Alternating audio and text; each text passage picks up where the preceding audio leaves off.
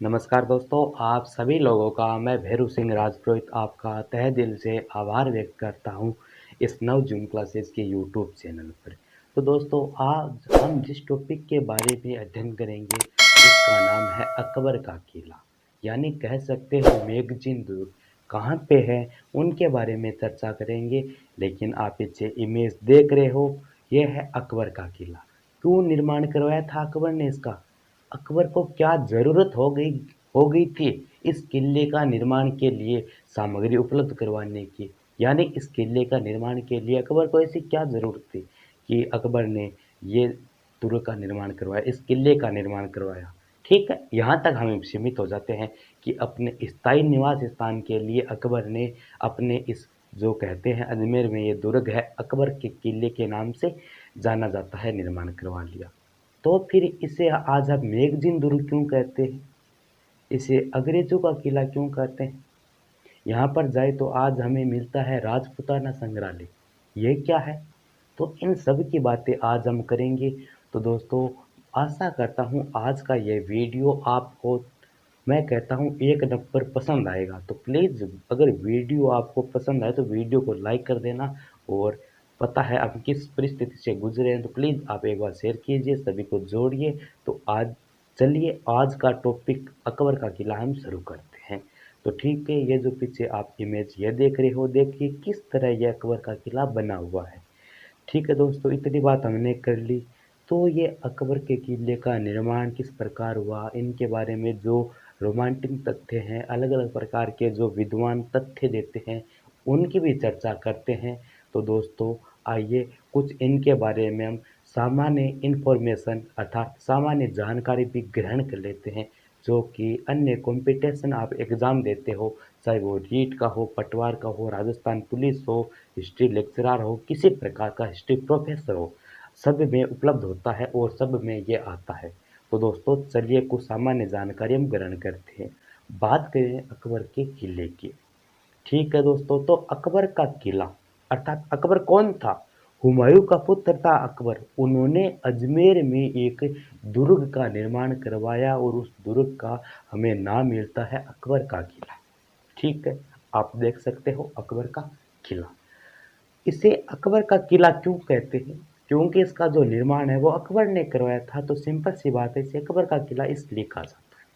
ठीक है दोस्तों, बात करेंगी ये अकबर का किला किस श्रेणी का आता है। तो आप देख सकते हो इसकी जो श्रेणी होती है, क्यों मनु समर्थ के अनुसार दुर्गों की श्रेणियां अनेक बताई गई है।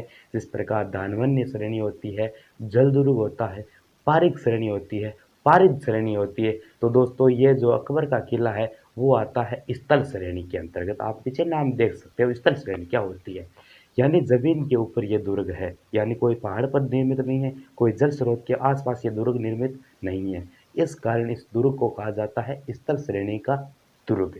ठीक है, यह बात कर ली कि दुर्ग की श्रेणी क्या है। बात करें आगे की, तो आप देख सकते हो इसको उपनाम, इसे एक अन्य नाम से जाना जाता है। इसे कहते हैं दोस्तों, आप पीछे नाम देख रहे हो, मेगजीन दुर्ग। क्या नाम है? मैगजीन। शब्द का क्या अर्थ है भाई? मैगजीन क्या हो सकता है? तो दोस्तों, ये ऐसे ही शब्द है, अंग्रेजों के द्वारा रखे गए ये शब्द है। अंग्रेज इस भाषा का प्रयोग करते थे, इंग्लिश यानी मैगजीन, अर्थात जो मान सकते हैं हथियार होते हैं, हथियार रखते हैं हम, हथियार रखने का जो स्थान होता है दोस्तों, उसे कहते हैं मैगजीन। अर्थात हथियार रखने का जो स्थान होता है उसे कहते हैं मैगजीन। तो मैगजीन कहा जाता है इस दुर्ग को। क्यों कहा जाता है दोस्तों? तो मैं आपको बताना चाहता हूँ मित्रों, मेरे प्यारे प्यारे दोस्तों, कि सन 1801 में, 1801 ईस्वी के अंतर्गत अंग्रेजों का अधिकार हो जाता है अकबर के किले में। ठीक है, अजमेर के अकबर के किले में किसका अधिकार हो गया? 1801 ईस्वी के अंतर्गत अंग्रेजों का अधिकार हो गया। और अंग्रेजों ने क्या किया, ये जो दुर्ग था ना, कौन सा अपना पढ़ रहे हैं हम, अकबर का किले वाला, इस दुर्ग को क्या किया, अपने हथियार, अपनी जो बंदूकें वगैरह थी, तलवारें थी, तलवारें नहीं कह सकते क्योंकि वो बहुत ही प्रभावित लोग थे, वो अलग अलग तरह के औजार रखते थे, जैसे तोपें हो गई, ये वो चीज़ें वो रखते थे इस दुर्ग के भीतर। और दुर्ग के भीतर रखने के पश्चात इस दुर्ग को कहा जाने लगा मैगजीन दुर्ग। ठीक है, बात कर ली इतनी। बात करें निर्माण कार्य की, भाई इस दुर्ग का निर्माण किसने करवाया? तो दोस्तों आप पीछे नाम देख सकते हो, इस दुर्ग का निर्माण करवाया था अकबर ने। कौन था अकबर? अकबर महान था या फिर शैतान था? इसका भी वीडियो में अगले आगामी दिनों में लेकर आ रहा हूँ, तो प्लीज़ वो वीडियो मेरा ज़रूर देख लीजिएगा। ठीक है, अकबर ने इस किले का निर्माण करवाया। कब करवाया? तो सन 1570 ईस्वी में अकबर ने इस, कह सकते हैं, मैगजीन दुर्ग अर्थात अजमेर का जो कौन सा दुर्ग है, अकबर का किले का निर्माण करवाया। किसने? अकबर ने करवाया। ठीक है, बात कर ले इतनी, क्यों करवाया, क्या ज़रूरत पड़ गई थी अकबर को? दिल्ली में भी था, आगरा में भी था, फतेहपुर सीकरी, अलग अलग जगह पर ये दुर्ग बनाने क्यों चाहते थे मुगल लोग? अपना जो स्थायित्व स्थायित्व कह सकते हैं, पूरे भारतवर्ष में, पूरे भारत में मुगल अपना स्थायित्व अर्थात अपनी जो स्वाभाविक होती है वो बरकरार रखना चाहते थे। इस कारण अनेक अनेक नए नए स्थानों पर अपने दुर्ग स्थापित करवाना, अपनी मस्जिदें बनवाना, अपने कुछ कारीगरों को काम करवाने के लिए, अपने पूरे भारत पर कब्जा करने के लिए तत्पर रहता था। इस कारण अलग अलग स्थानों पर छोटे मोटे दुर्ग वगैरह वो बनाया करता था, अकबर हो या फिर हुमायूं हो। औरंगजेब तो इसका थोड़ा कट्टर विरोधी कह सकते हैं, कम बनाता था लेकिन बनाता था। तो दोस्तों बात कर ली, अकबर ने 1570 ईस्वी में अकबर के किले का निर्माण करवाया। उद्देश्य क्या था? अगर उद्देश्य की दोस्तों बात करें तो उद्देश्य ऐसा है, अपने स्थायी निवास स्थान के लिए, अपना रहने का स्थान के लिए इस दुर्ग का निर्माण करवाया। उद्देश्य की बात करें भाई, एक गुरु का नाम मिलता है ख्वाजा गरीब। ख्वाजा गरीब, ये तो ख्वाजा गरीब कौन था? तो ख्वाजा गरीब के प्रति, ख्वाजा गरीब संत था, सूफी संत था, उसके प्रति श्रद्धा रखने के लिए ख्वाजा गरीब, मोइनुद्दीन चिश्ती भी नाम मिलता है, ख्वाजा गरीब के प्रति श्रद्धा रखने के लिए इस दुर्ग का निर्माण करवाया। बात कर ली इतनी, ठीक है, आगे चलेंगे।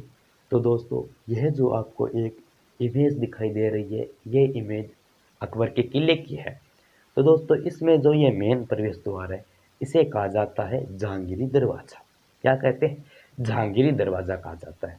कौन था भाई जहांगीर? इस जो ये दुर्ग है, दुर्ग के इस प्रवेश द्वार को जहांगीरी दरवाज़ा क्यों कहते हैं? तो दोस्तों जहांगीरी दरवाज़ा इसलिए कहा जाता है कि अकबर का बेटा कौन था? जहांगीर था। जहांगीर इस दरवाजे के भीतर एक झरोखा हुआ करता था उस समय। उस झरोखे के अंदर बैठकर अपनी जो सेना होती थी, अपनी जो प्रजा होती थी, उसमें बैठकर क्या करता था? न्याय वगैरह करता था, अर्थात न्याय करता था, जनता का न्याय करता था। इस कारण अपने जहांगीर को कहा जाता है, न्याय की जंजीर भी कहा जाता है। ठीक है, यह बात कर ली, झरोखे में बैठकर क्या करता था? न्याय करता था। अगर आपको याद है तो 10 जनवरी 1616 ईस्वी में, 10 जनवरी 1616 ईस्वी में एक इंग्लैंड का एक व्यापारी, अर्थात इंग्लैंड से एक व्यक्ति आया था अपने भारत में। किसके पास? जहांगीर के पास एक इंग्लैंड से एक व्यक्ति आया था, और उस व्यक्ति का नाम हमें मिलता है सर टॉमस रो। किसके दरबार में आया था? जहांगीर के दरबार में आया था। क्यों आया था? ये इंग्लैंड के राजा जेम्स प्रथम का क्या था? राजदूत कह सकते हैं, उसका उसका सेनापति कह सकते हैं। सेनापति बनकर हमारे कहाँ पे आ गया? इंडिया में, अर्थात जहांगीर के दरबार में आ गया। क्यों आया भाई? ये जहांगीर से आकर बोला कि महाराज, महाराज ये क्या बात है कि हमें आपके इस जो भारत देश है यहाँ पर क्या करना है? व्यापार करना है। किस चीज़ का? यही मसाले, मसाले हो गए, पान हो गई, कुछ मछलियाँ हो गई, कुछ हड्डियाँ हो गई, इस तरह के हाथी दांत का व्यापार उस समय से प्रचलित था। तो अकबर के, अपने कह सकते हैं, जहांगीर के दरबार में कौन आया? Sir Thomas Roe.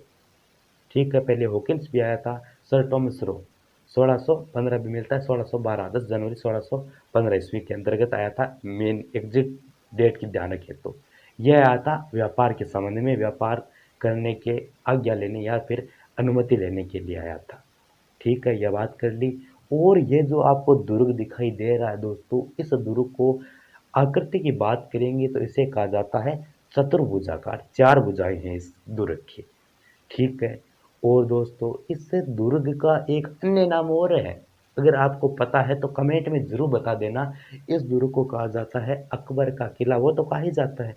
इसके अंतर्गत इसे कहते हैं अकबर का दौलत खाना। क्या होती है दौलत? क्या होता है खाना? खाना अर्थात रखने योग्य, रखने की जगह खाना।